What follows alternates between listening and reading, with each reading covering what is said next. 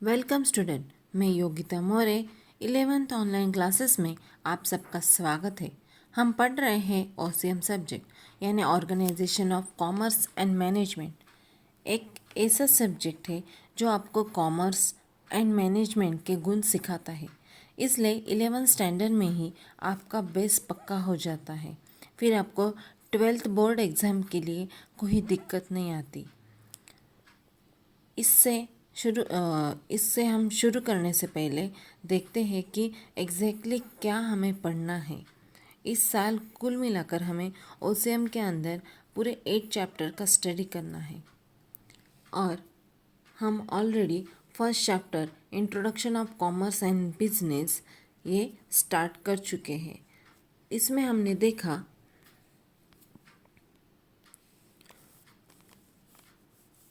Non economics activities और economics activities होती है। कहीं ना कहीं इन दोनों एक्टिविटीज़ का ह्यूमन बींग से बहुत ही इंटीग्रेट रिलेशन होता है। ह्यूमन बींग से बहुत सी ज़्यादा वो इंटीग्रेट पार्ट होता है। दोनों ही एक्टिविटी बहुत ज़रूरी है क्योंकि ह्यूमन बींग के लिए नेचर ही उसे अपनी ज़रूरतें पूरी करने के लिए ये दोनों एक्टिविटीज़ करनी पड़ती है, अपनी वांट को सेटिस्फाई करने के लिए। पिछले वीडियो में हमने देखा कि बिजनेस और बिजनेस के फीचर देखे और स्टडी भी किए। आज के लेक्चर में हम प्रोफेशन और एम्प्लॉयमेंट और बिजनेस ऑब्जेक्टिव का स्टडी करने वाले हैं। स्टूडेंट, इकोनॉमिक्स एक्टिविटीज़ में बिजनेस, प्रोफेशंस और एम्प्लॉयमेंट कहीं ना कहीं वांट को सेटिस्फाई करने के लिए इकोनॉमिक्स एक्टिविटीज़ हमें करनी पड़ती है और इससे ही अपनी ज़रूरतों को पूरी ह्यूमन बींग कर सकता है। आगे देखते हैं हम आज profession. Profession is the part of economics activities under which a person uses his educational knowledge and special skill to render a services for earning a some income. For example, doctor, lawyer, chartered accountant, etc. ये word बहुत important है। A person uses his educational knowledge and special skill to render services for earning a some income। यानी एक पढ़ा लिखा व्यक्ति, एक educated qualification जो व्यक्ति की है वो प्रोफेशनल बन सकता है, जैसे डॉक्टर हो, लॉयर हो या चार्टर्ड अकाउंटेंट हो। आप ये जान लो कि प्रोफेशनल वही होता है जो प्रोफेशनल जिसे क्वालिफ़िकेशन है, एजुकेशनल क्वालिफ़िकेशन है जिसके पास, और उसका नॉलेज दे के वो पैसे कमाता है, उसे ही हम प्रोफेशनल कह सकते हैं। फॉर एग्ज़ाम्पल, डॉक्टर इलाज करता है तो उसके पैसे लेता है। लॉयर जो होता है वो कंसल्टेंट करता है तो वो भी उसके पैसे लेता है। इस तरीके से प्रोफेशन किस तरीके से इकोनॉमिक्स एक्टिविटीज़ है ये हम देख सकते हैं। आज हम उसके जो 7th फीचर है उसका हम एक के बाद एक स्टडी करेंगे। एम, फर्स्ट जो फीचर्स है वो aim. Every profession is practised for earning a money, also them render services to their client and solve their problem. हर इकोनॉमिक्स एक्टिविटी का एम जो होता है वो अर्निंग अ मनी यानी प्रॉफिट कमाना वही होता है, पैसे मिलना है वही होता है। यानी कि कहीं ना कहीं सर्विस देकर पैसे कमाना और उनका प्रॉब्लम सॉल्व करना ये प्रोफेशन का काम होता है। Second, qualification.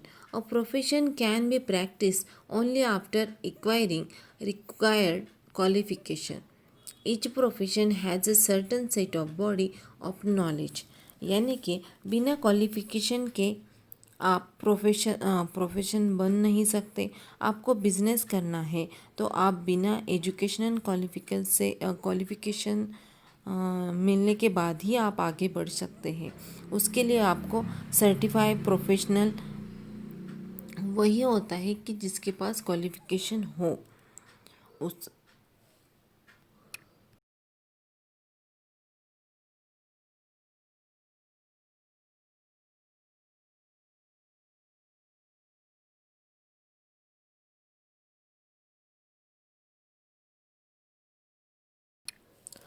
हर जो प्रोफेशन होता है उसका एक अलग सा स्ट्रक्चर होता है, एक अलग सा नॉलेज उसको प्राप्त करना पड़ता है।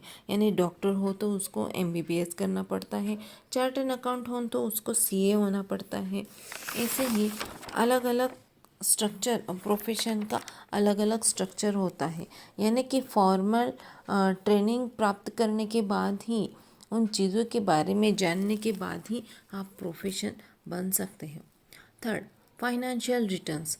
Professional get fees in exchange of their services. Income services by professional is not fixed. Professional can be employee in an organization or self-employed. यानी कि कुछ आप सर्विस दे रहे हो तो आपको अर्निंग भी एक्सेप्ट करनी पड़ती है, आप अर्निंग भी एक्सेप्ट करते हो।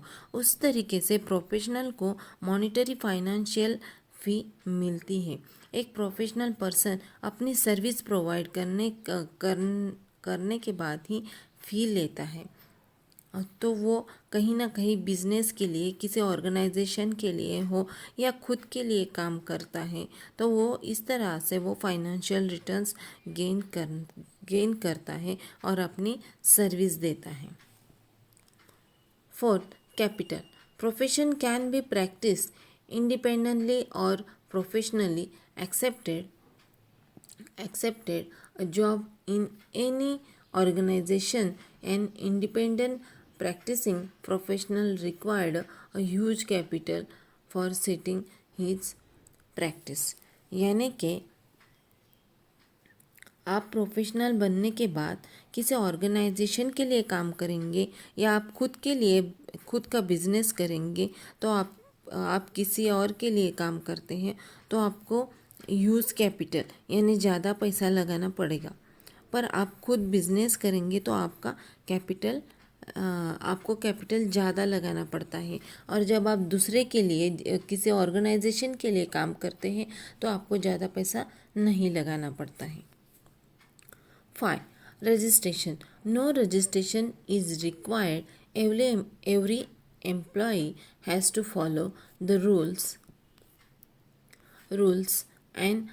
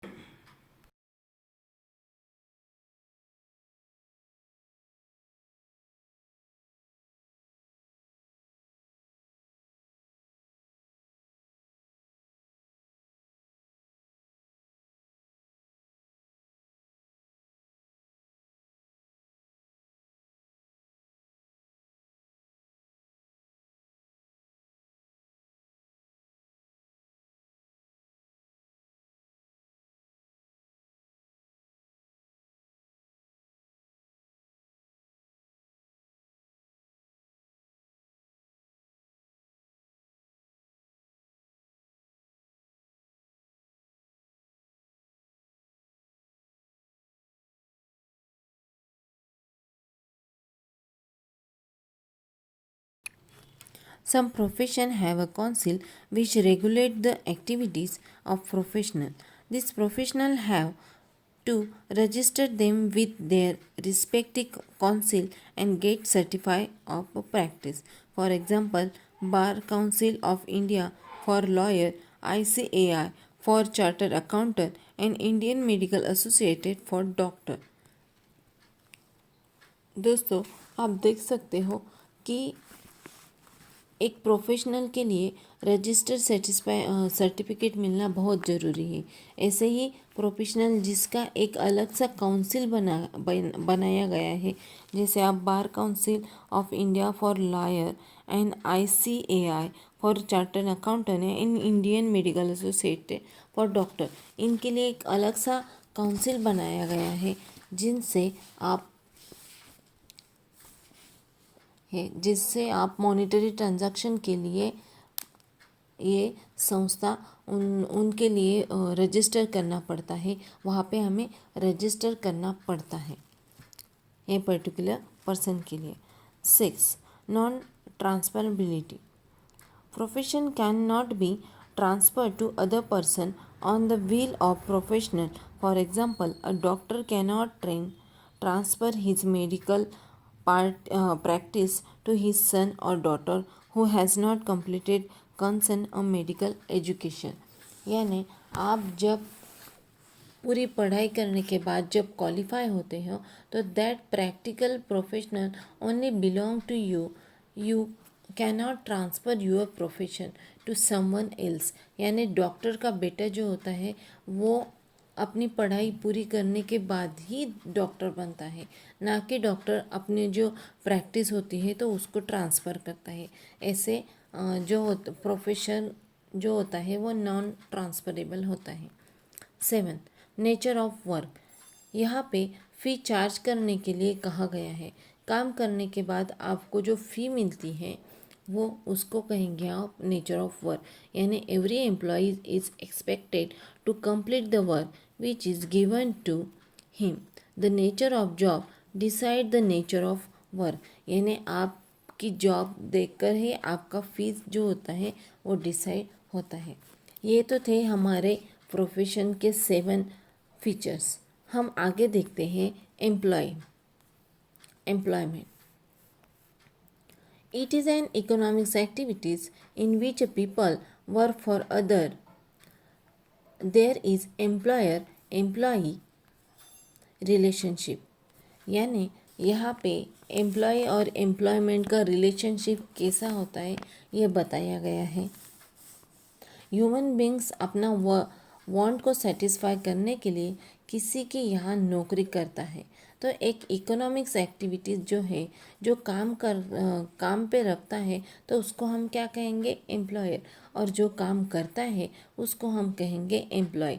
यानी ये एम्प्लॉयमेंट का रिलेशनशिप होता है. यहाँ पे एक फिक्स सैलरी और वेजेस पहले से ही तय किए जाते हैं. दोनों का एग्रीमेंट होने के बाद ही काम शुरू होता है. तो आगे हम देखते हैं उसके फीचर्स. यहाँ पे भी जैसे आपने देखा कि प्रोफेशन में 7 फीचर्स है, यहाँ पे भी सेम 7 फीचर बताए गए हैं. पहला जो है एम.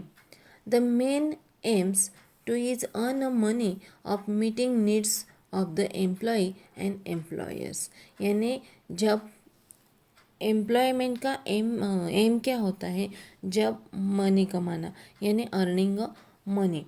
यहाँ पे नौकरी करते समय पहले ही एम्प्लॉयर और एम्प्लॉय के बीच में रजिस्ट्रेशन हो जाता है कि कितनी सैलरी देनी है, कितनी वेजेस हम फिक्स करने हैं, ये पहले से ही रजिस्टर किए जाते हैं. वो एम होता है. Second, qualification. Each job requires some qualification, skill or unskilled labor is required as per the nature of job. यानी कि आप जब जॉब के लिए क्वालिफिकेशन ज़रूरी होता है या ऑफिस में जब देखते हैं जिस तरीके से एम्प्लॉयमेंट का क्वालिफिकेशन होता है उस तरीके की जॉब उसको दी जाती है. यानी वो ज़्यादा क्वालिफाई हो तो उसको अच्छी तरह की जॉब मिलती है, और जब उसका क्वालिफिकेशन कम होता है तो उसको उस तरह की जॉब मिल सकती है. उस तरह से हम वहाँ पे रख सकते हैं. यानी उसका क्वालिफिकेशन देखकर हमें जॉब तय करना पड़ता है और उस तरीके से उसकी सैलरी भी आपको मिलती रहती है. Third, monetary returns. Wages or salary is given as a financial return to an employee after completion of work. Wages are decided in advance before appointment. Wages are paid daily or weekly. Salary is paid monthly along with salary. Other benefits like bonus, quarterly stay या subsidized foods in canteen etcetera. यानी यहाँ पे जब आप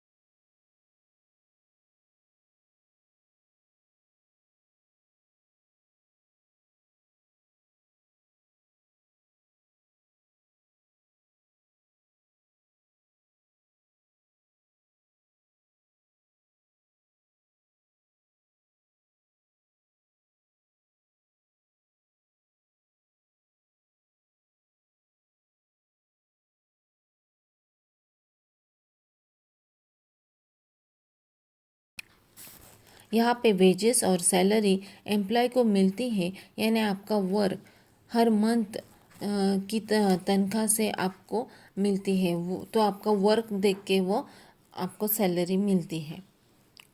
वो पहले ही agreement की जाती है कि आपको मंथली सैलरी चाहिए या आफ्टर चाहिए या डेली चाहिए। ये तो वर्क के समय ही जब आप डिसाइड करते हो, एम्प्लॉय और एम्प्लॉयर इनके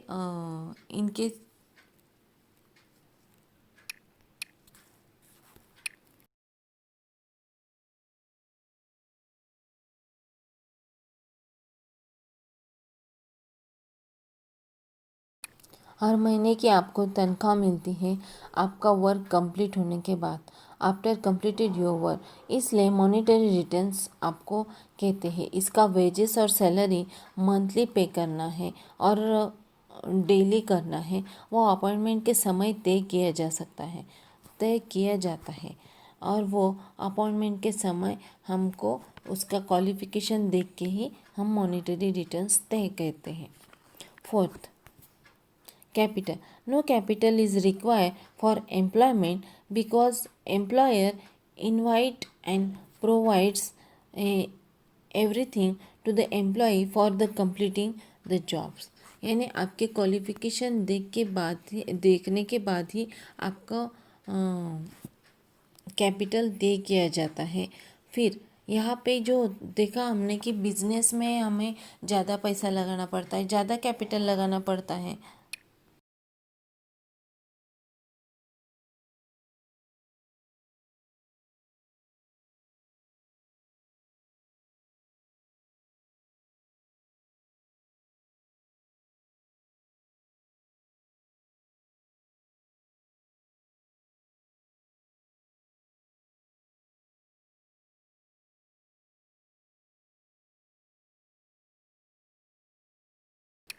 प्रोफेशन में भी हमें ज़्यादा पैसा लगाना पड़ता है, पर यहाँ पे एम्प्लॉयमेंट में हमें ज़्यादा पैसा नहीं लगाना पड़ता, क्योंकि यहाँ पे हमें जो हमारी क्वालिफ़िकेशन देख के हमें पैसे मिलते हैं, हमारी वेजेस और सैलरी तय की जाती है। 5. Registration. No registration is required. Every employee has to follow the rules and regulation maintained in the terms and candidates of employment contract। यानी जब कॉन्ट्रैक्ट होता है तभी रजिस्ट्रेशन के समय ही हमें अपनी सैलरी तय की जाती है। यानी एक एम्प्लॉयमेंट को अपना वर्क जो बॉस हमारा उसका जो बॉस कहता है वही उसको काम करना पड़ता है, अलग से कोई रजिस्ट्रेशन नहीं करना पड़ता है। Not transferability. Employment cannot be transferred from one person to another. If a teacher retire, then the cannot transfer his job to his son or daughter। यानी यहाँ पे कोई भी एम्प्लॉय जो होता है वो रिटायर होने के बाद अपनी जो बिजनेस है, यानी जो अपनी जो वर्क है, वो अपने बेटे को या अपनी बेटी को ट्रांसफ़र नहीं कर सकता। ये नॉन ट्रांसफरेबल है। 7. Nature of work. Every employee is expected to complete the work which is given to him। The nature of job decide the nature of work। यानी जो काम आपको दिया है वो आपको मन लगा के करना है। ये तो एम्प्लॉय का हो गया यहाँ पे नेचर। और आगे हम देखते हैं, ये तो हो गए हमारे एम्प्लॉयमेंट के फीचर, जो 7 फीचर्स थे वो यहाँ पे ख़त्म हो गए। आगे हम देखते हैं बिजनेस ऑब्जेक्टिव। यहाँ पे all business activities are guide by objective. They are further classify as economics objective and social objective. यहाँ पे 2 ऑब्जेक्टिव है, एक इकोनॉमिक्स ऑब्जेक्टिव है और दूसरा सोशल ऑब्जेक्टिव है। पहला तो हम देखेंगे इकोनॉमिक्स ऑब्जेक्टिव। ये बहुत ही आसान है, आप समझ सकते हो। यहाँ पे उन्होंने इकोनॉमिक्स ऑब्जेक्टिव के 4 पॉइंट बताए हैं। फर्स्ट जो है वो earning profit. Profit is required for survival of the business and for its growth. यहाँ पे कोई भी बिजनेस बढ़ाने के लिए प्रॉफिट प्रॉफिट जो बिजनेसमैन जो होता है वो बिजनेस क्यों करता है, क्योंकि उसे प्रॉफिट मिलना चाहिए। यानी बिजनेस करना, बिजनेस का जो एम होता है वो प्रॉफिट कमाना, अर्निंग प्रॉफिट वो होता है। Second, searching a new customer. Business organisation has to work hard to create new customers and also to maintain the existing customers. यानी यहाँ पे कस्टमर्स हमें नए तो बनाने हैं, पर जो पुराने हमारे कस्टमर हैं उनको भी हमें मेंटेन करके रखना है। यानी कि यहाँ पे जो हम बिज़नेस में प्रोडक्ट बनाएंगे तो उससे हमें ज़्यादा से ज़्यादा नए कस्टमर्स बढ़ाने हैं, और जो पुराने कस्टमर जो है उनको भी हमारे पास मेंटेन करके रखना है। Innovation. It is a development or positive change which result into improvement in product or process of production. यानी यहाँ पे बिजनेस के लिए कुछ नया जिससे कस्टमर खुश होकर अपने बिजनेस में इन्वॉल्व हो सके। इससे हमें बिजनेस में कुछ ना कुछ नया प्रोडक्ट जो होता है वो बनाना चाहिए। कुछ ना कुछ नए तरीके से बिजनेस में बिजनेस के प्रोडक्शन में मेंटेन करना चाहिए। बिजनेस बढ़ सकने से यहाँ पे प्रोडक्ट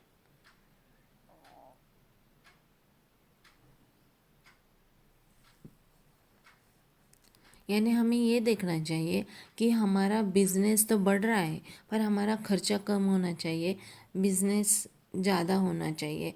पर इस समय पे हमें it has to spend money on R&D यानी रिसर्च एंड डेवलपमेंट। यानी हमें कई बार रिसर्च और डेवलपमेंट के लिए थोड़ा पैसा खर्च करना पड़ता है। मार्केट में जाकर हमें देखना पड़ता है कि हमारे प्रोडक्ट के लिए कितना हमें प्रोडक्ट करना चाहिए और कितने कस्टमर हमें ज़्यादा से ज़्यादा मिलने चाहिए। इसके लिए हमें मार्केट में सर्वे करना पड़ता है, और जो अलग अलग तरीके से हमें टेक्नोलॉजी भी हमें चाहिए जिससे हमारा बिजनेस बढ़ सकता है। ये तो था हमारा innovation. Fourth, best possible uses of resources. यानी resources are scarce and have alternative uses. They should be used to its maximum and should not be wastage. यानी यहाँ पे रिसोर्सेस और